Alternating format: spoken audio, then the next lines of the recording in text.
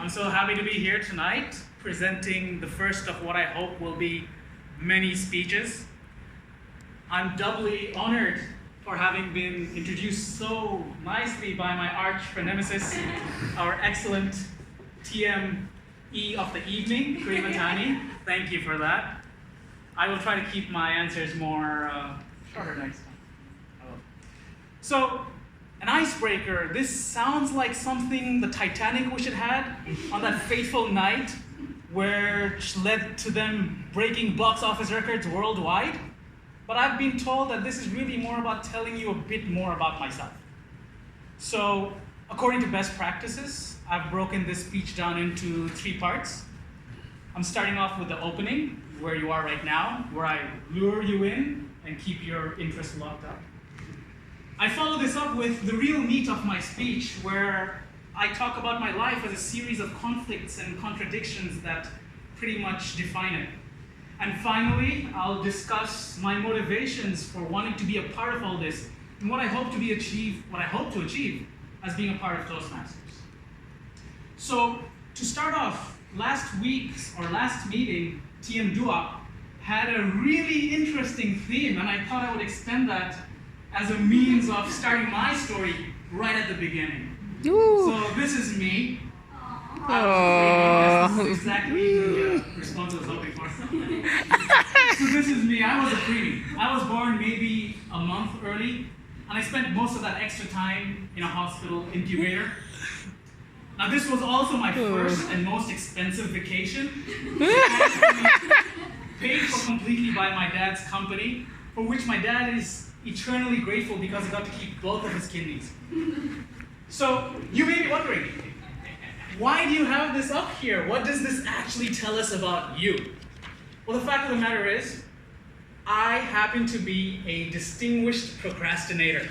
And I put this up here today just so I could stand up in front of you and shout, let it never be said that Yasser Alam has never beat a deadline.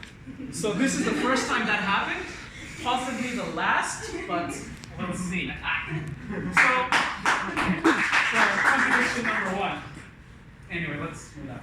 I want you guys to, pay attention to it. So, as a second contradiction, a lot of you might know me by my alter ego, No Name, but my parents named me Yasser. They might have done that, hoping that I would assimilate within Saudi Arabia, where I was born and raised. But unfortunately for them, my Arabic skills pretty much don't extend far beyond Wahid Harak Kamil Mabid. In other words, I can order food, and I can say terrible, untrue things about your mother, which I will not tonight. So, Arabic, Saudi Arabia didn't assimilate not so well. I'm Bangladeshi. You might know my people's work fairly well. We keep your streets clean. We put food on your table. Unfortunately for all of you, you managed to befriend a Bengali that's not good at either of those. So, despite being from Bangladesh and speaking Bengali passably well, something about my Bengali kind of sets people off. They know I'm not from there either. Now, this gives my terrible grandmother a lot of material for her budding career as a comedian. Let me explain. When I make a mistake in Bengali, my loving grandmama, unlike most decent grandparents, won't point it out and correct me right away. Instead, she chooses to hold on to that little nugget of fun for later. So picture this, you have an assortment of Bollywood aunts and cousins all sitting around discussing something very urgent and unimportant, and suddenly you'll hear my grandma go, oh, today you won't believe what Yasser said. And she's cackling already, and everybody knows what happens next. And she'll be like, oh, what did you say? Because her memory is not what it was before. You bought a watermelon, what did you call it?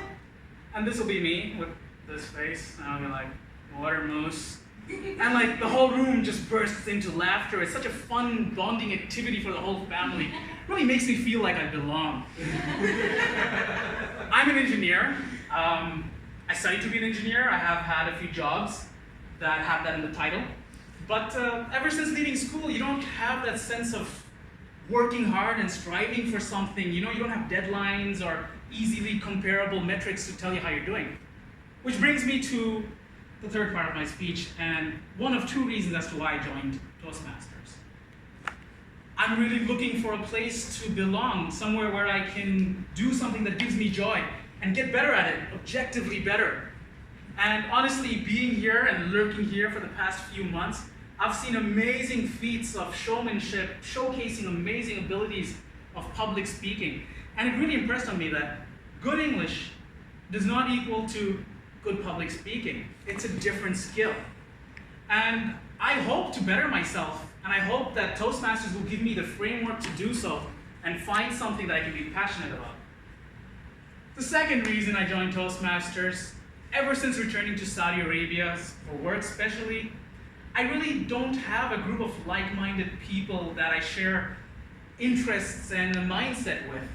And in that sense, I hope to find a new family of friends and acquaintances where we can strive together and work towards bettering ourselves at our chosen passion. And with that, I hope to be up here many more times, sharing more experiences and dreams. And more than that, I really look forward to all of you doing the same and hearing your amazing speeches. Thank you.